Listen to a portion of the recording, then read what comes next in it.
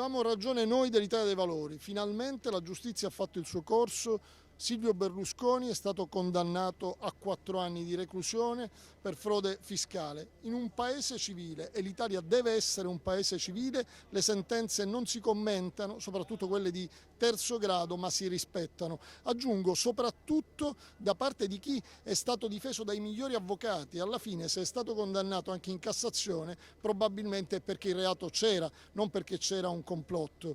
Detto questo, noi dell'Italia dei Valori chiediamo al Partito Democratico di mettere fine a un governo delle larghe intese, un governo sotto ricatto di un soggetto conclamato come condannato a 4 anni di reclusione. Credo che il Paese abbia bisogno di un governo che possa assumere responsabilità.